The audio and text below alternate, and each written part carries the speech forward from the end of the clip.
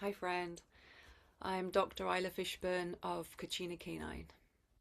My reason for being here and sharing is I wish to bring you into your awakened heart, guided by your own medicine, knowing of your relation with the more than human and the unseen, through your animal friend, their transition, through grief, and the wisdom of your animal friend, of nature, and of spirit. So, welcome, and what I wish to share today is this message and teaching and offering and a planting of a seed that our animal friends share about befriending our grief.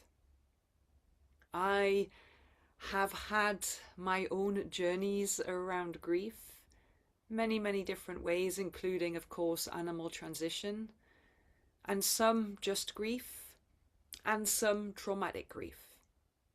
And so, as I share in this session here and in this recording with you, be soft and gentle and take the space that may be needed, that as I'm sharing and speaking words, a wave of grief may well. And if it feels safe for you to do so, as that wave of grief wells and rises, to allow that to flow in the waters that our body carries. So if you are jumping onto this conversation here, and then it doesn't feel ready, it hasn't, it's not ripe yet, it's not ready to fruit, then please come back to it. I really am so respectful and aware and really wish to hold this sacredness, this really delicate and sacred nature that grief is. And the irony that grief is this peculiar nature of actually our best friend to an awakened heart and to unconditional love.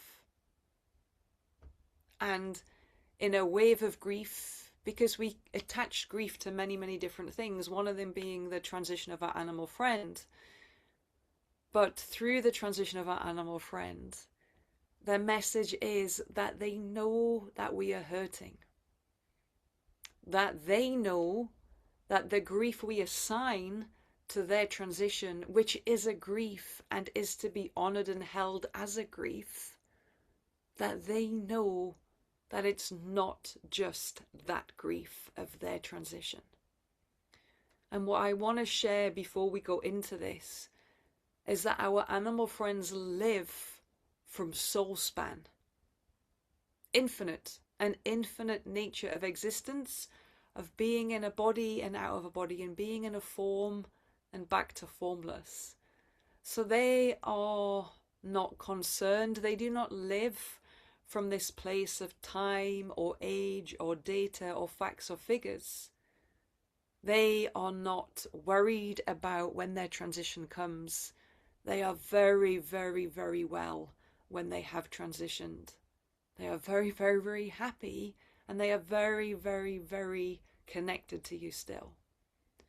But what they want us to know and to be in this space when this grief rises from their transition is that it is an opening through our heart to befriend our grief. To befriend our grief. Because we have been grieving for a long time, and we have been grieving in many more ways than we assign the grief of our animal friend's transition. And so I'm really honoring that, because that is the work that I do. I'm really honoring that we are deeply to be with the grief that rises and wells when an animal friend transitions, but also they know that there is grief upon grief upon grief, hurt upon hurt upon hurt, sorrow upon sorrow upon sorrow, trauma upon trauma upon trauma. that is carried in the grief that we assign to their transition. And so this message that I receive through the many messages that our animal friends share in their beautiful, infinite wisdom of befriending our grief. Befriending our grief is this concept of where grief lives.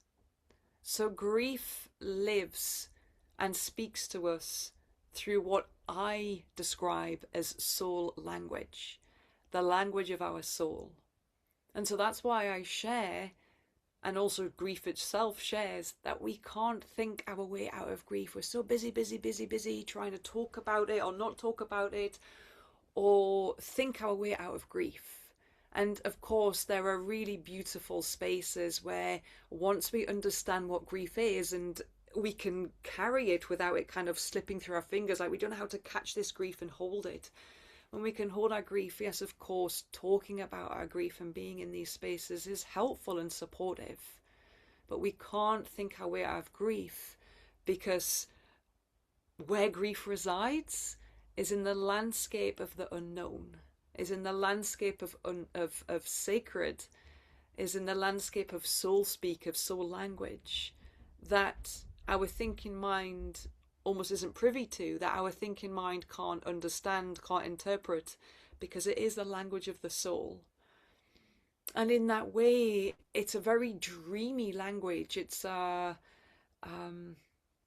language that is shared through imagery, through visions, through feeling, through symbols, through sound, through taste, through touch, through smell, that is to be felt and experienced by dropping into these shadowy landscapes, the unseen, that pulls us into our soul language and an understanding of the soul language that our grief speaks. So this may be a completely new concept. It may be not making any sense, because I am trying to give information here that we are trying to decipher our thinking mind, and this is not a space for the thinking mind. But this curious nature that our grief is, that asks us to befriend it, so that we can enter and access this landscape of sacred where grief resides, where we are blind, like we can't see to interpret. We are blind and we are feeling our way with the grief. We are being led by the grief that is almost like giving us instruction as we are blindfolded to feel our way out, to feel our way through it with the grief, to incubate in it, to marinate in it until we feel ready to germinate and come back through the unseen landscapes with medicine that our grief gives us once we know how to be with the grief. And so many people say to me, is it easy? Is it a one-time thing? Can you do it for me? No. I realize that it is helpful to share, or I've been told it is helpful to share just to hear it, that I've been deeply on this walk. We're all on this walk. I've been deeply on this walk for 14 years, and I show up every day and still do the work. I do ceremonies often when I feel the call to do so, but this is not a one-time thing. It's not, well, I did it, I should feel better. It's part of our earth walk, actually recognizing that grief is a part of us, that grief we are to befriend, because it is our closest ally, one of our best friends that knows us so well, that kind of knows us better than we know ourselves, just like our animal friends know us better than we know ourselves. And they ask us to go, just like water, when we pour water onto soil, to follow down into the underworld, into the unseen, into the darkness, where we are to germinate, where we are to be in this darkness of grief. Whereas I'm afraid of my grief in this darkness. I don't know my grief, but let me sit here and hear the language of the soul that it speaks to me, so that it brings me into my soul work, and then we germinate into an awakened heart. So this is why grief has this peculiar nature, this curious nature, as I refer to it, as I see it, as I call it, like grief. If you don't mind me sharing, grief excites me because I now know it as this curious nature, this curious being that invites me to know myself, that invites me to come into my soul work, to come into this mysterious, magical place, that because I've been there so often now, it does bring an excitement for me of like, wow, I'm in pain, I'm hurting, but I'm excited for what you are going to reveal to me, for what medicine, for what magic awaits me by dropping again into the soils, into the underground with my grief, where I get to be in relation with the more than human, where I get to be in relation with the unseen that I am part of. And this is what we forget. We have forgotten that we are not separate. We have forgotten that we are not alone. And in some ironic way, we tell ourselves, particularly when we're grieving from the loss of a loved one, because grief is not just the loss of a loved one. There's many tributaries that lead us into the underground of grief. But when it's the loss of a loved one, we tell ourselves, well, I am alone. I am separate. I'm never going to have that connection anymore. And actually, this is what the loss of a loved one through the transition of our animal friends want for us. To go, remember, you are never alone. Remember your connection with the more than human, our relationship with the more than human, the unseen. That our animal friends say, hey, you're ready for this. You're ready to be in this relationship with us in this way. That we are still here in these landscapes that speak this soul language to us. That are ultimately for our soul work, ultimately leading us to a heart that is awakened, so that we live from our awakened heart, that we live from our highest potential, that we live in relationship to the more than human, to the unseen landscapes and realms. And this is what our animal friends share with me all the time, of that transition comes to bring as an opportunity a heartbreak into a heart awake, a heartbreak into a heart awake, to keep our hearts awake, to drop into the underground where grief and the turbulence of transition and hurts and grief reside, which is a place of the unseen. We can't see it, but to feel it, to be with it, to enter the language of soul. And when we return, we know ourselves better. When we return, we know the darkness isn't so scary, that our own grief isn't so scary. And we can soften it, we can be with it, and we can give medicine to traumas, to hurts, to grief, by making an allyship with grief, by befriending it. It's almost like grief is romancing us into knowing ourselves, into awakening our heart. And so when our animal friends transition, yes, there are things that we are to be with for that transition, which for me is all about ceremony. Because how do we enter this landscape of the unseen? How do we enter this space of being with the more than human? Is entering these realms of non-ordinary reality. The thinking mind exists in ordinary reality, but the consciousness of grief, the sacred, entering this sacred ground and receiving soul language, this is a place that our soul knows, and it receives by dropping out of the thinking mind into a space of non-ordinary reality, which we can do in many, many ways. And a powerful way that is so often needed when an animal transition comes, when our grief comes, is dropping into a ceremonial space.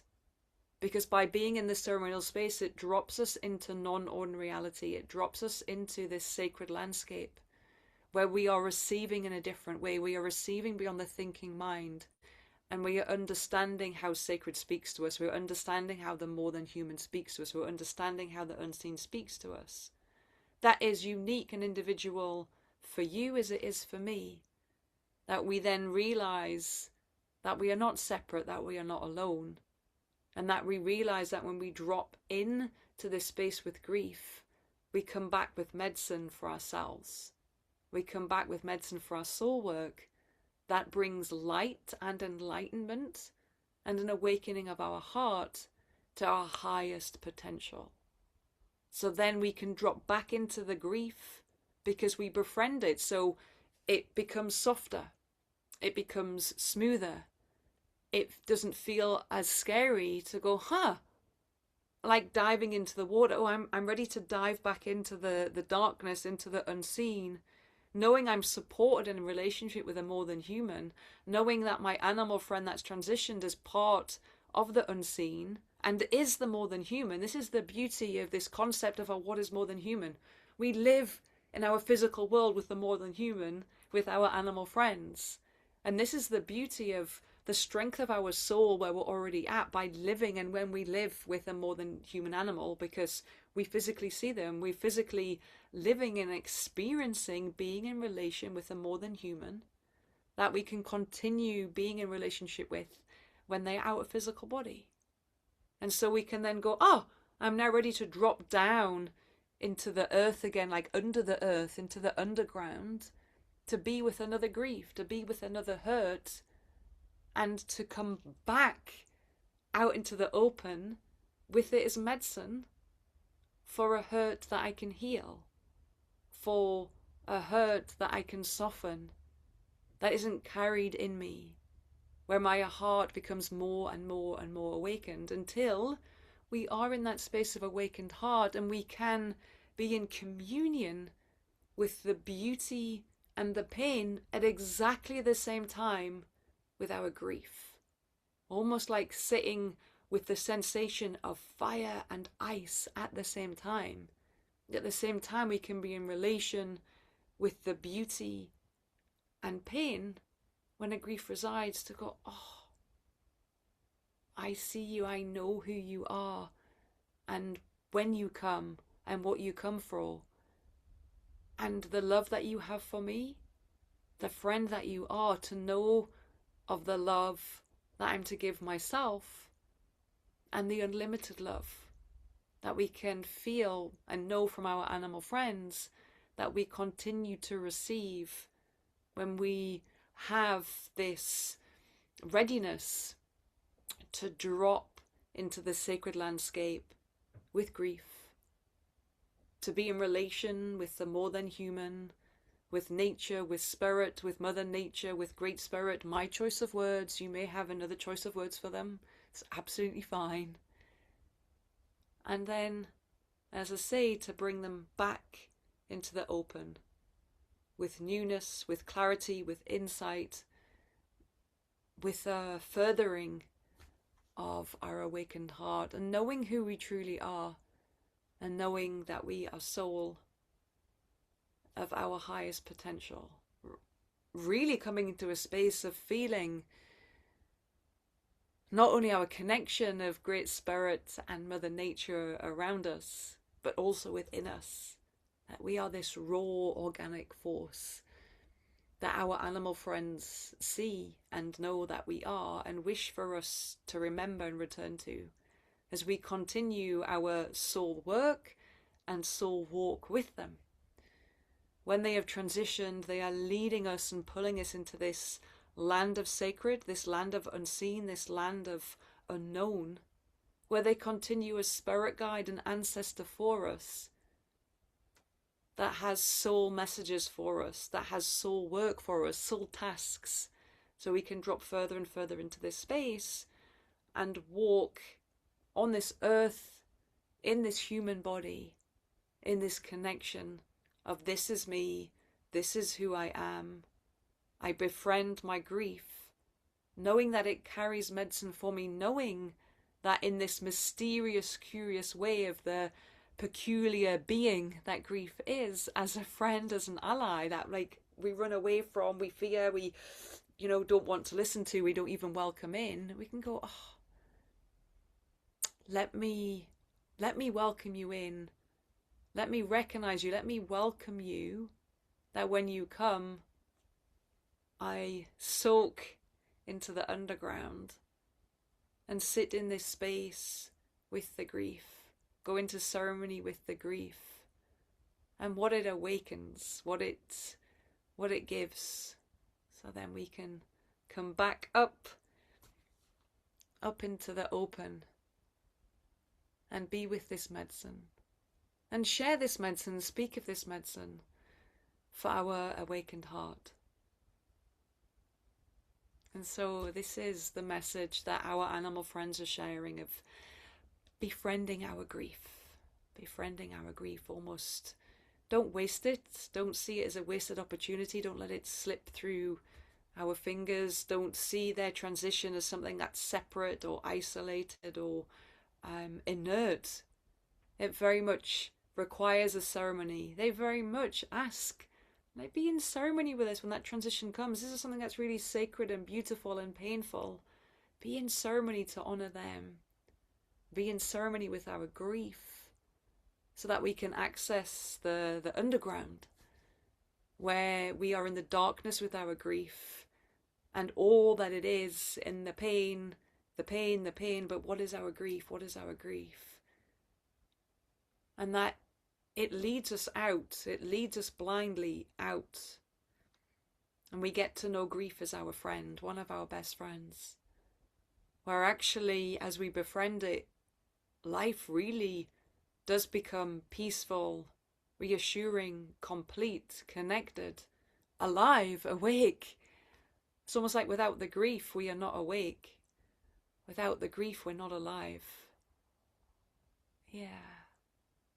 And so I really thank you for your presence. I really thank you for, sitting with this in the way that your soul is receiving.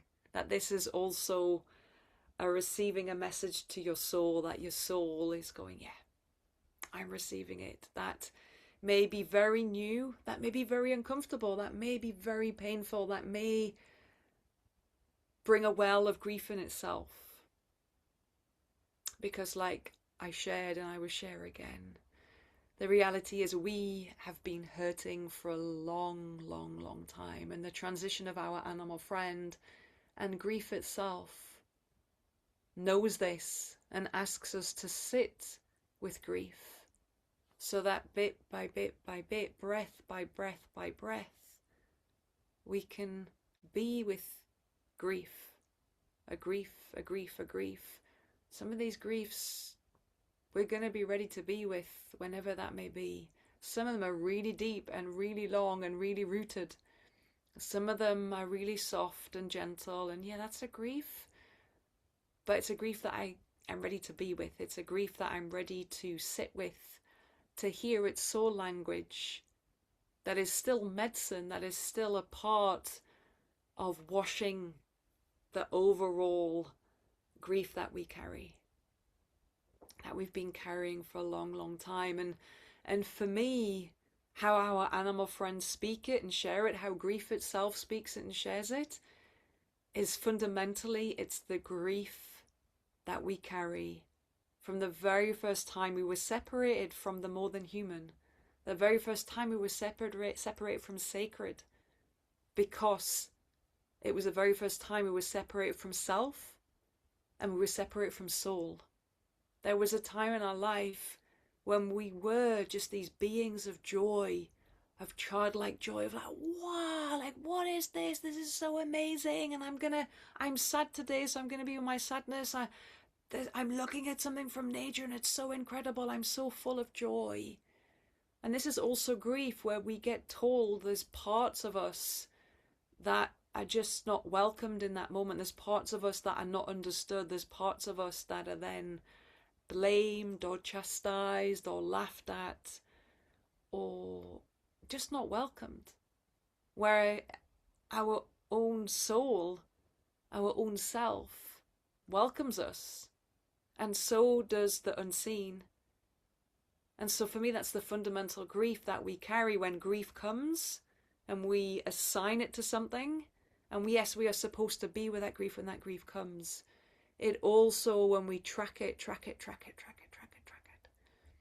So, oh, there's the sorrow. There's the grief.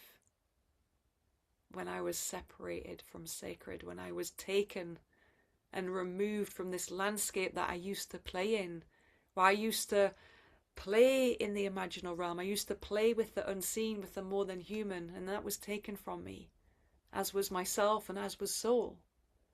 And so this is a returning to self, a returning to soul, a returning to sacred that grief leads us to when we befriend it. And then from there, it goes deeper and deeper and deeper, because it's also the griefs that we carry from the things we haven't been able to wash and clear and clean, from the things that we have been before with our animal friends, and the things that we carry through our ancestry. And so as we track and trace and map and befriend our grief, we get taken into this wave of grief and wave of grief and wave of grief until we recognize it. Grief's coming. What's the soul language it has for me? And that's all that I need to know. That I recognize when the grief calls, when the grief comes, and there's a wave of grief that is to be washed. I will leave you with that, my friends. Wishing you well, really honoring, appreciating, holding the delicate, sensitive, individual, unique tributaries and navigations and journeys of grief that we, as tributaries and threads of grief, are all connected through grief. That it can feel alone and we're not alone, but really honoring where you are at in your grief journey, trusting that it will unfold in its perfect divine way, in this unfolding of readiness and this unfolding of knowing and welcoming that the grief offers us unconditional love, to be unconditional love, as it comes as a friend, to be friend and to be friends with, that awakens our heart so that we live from this space of an awakened heart, a blooming and blossoming of the awakened heart as we allow the griefs in and allow the griefs in. Almost like the waves themselves, or a blow of the whale as the whale blows the water around us, the grief, the grief, the grief that comes but then awakens our heart as the waves come and shoot around us and clear. So sending you love and blessings. Thank you for being here. Thank you for being you.